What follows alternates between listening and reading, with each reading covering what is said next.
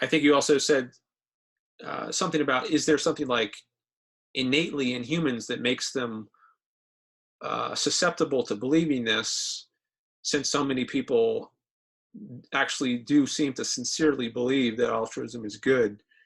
I'm not sure if that's exactly how you put it, but I wrote down the word innate as I was taking some notes. Is there Hmm. something just built into us innately that makes people want to believe altruism is good, since so many people do believe it's good? Hmm. So some thoughts on all of that. Um, First, I think just as a cultural observation, I don't think it's innately built into us. And I think you can find cultures, if you go back in history, in particular ancient Greece, Hmm. that were not altruistic.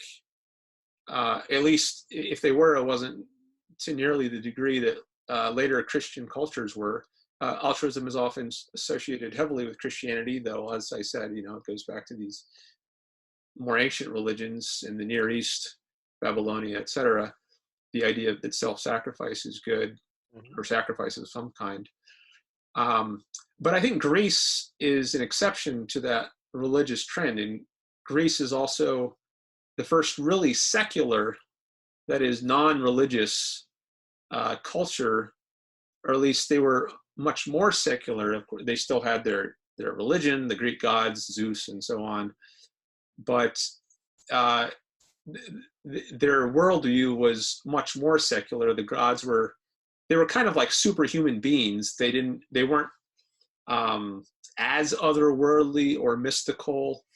Um, they were kind of made in the image of humans, Hmm. much more literally than I think like the Judeo-Christian God is, where he's supposed to be all powerful, omnipotent, and Hmm. um, omniscient. The Greek gods, I don't think are like that. They're much more human in nature, but they have some superpowers. So, relatively speaking, I think the Greek was a much more this worldly, secular culture, a pro-reason culture, in contrast both to the preceding cultures, uh, like Babylonian culture Hmm. and Egyptian culture, and later cultures in the West, like in the Middle Ages, which when things became more religious. Um, so the Greek culture, I think, was more egoistic. I think they were more on board with the idea of living a good, happy life here on this earth, um, as opposed to pining away for some supernatural afterlife. Hmm. Um, there's some line from the Odyssey, Homer's Odyssey, where one of the characters says it would be better to be the slave of a poor man on earth than a king in the underworld. Uh, Something like along those lines. So the idea is that they really liked life on this earth, um, and they wanted to make the most of it. Aristotle famously argued that happiness, or eudaimonia, to use his term, flourishing, it's sometimes translated, was the ultimate good that we should be aiming at. So we should be able aiming to live uh, qua human beings, Hmm. um, maximize our potential as human beings, given our nature, our rational capacities. He's associated with famously with the idea that man is the rational animal.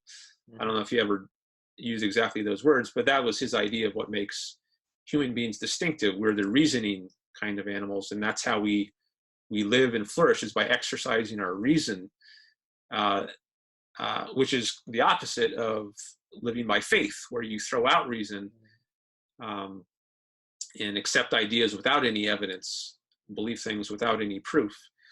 That was contrary to Aristotle's idea. Now, Plato was more otherworldly, He believed in this supernatural realm of forms, or otherworldly realm of forms. And this world, he thought, was a shadowy, imperfect reflection. We're like in a cave, to use one of his analogies.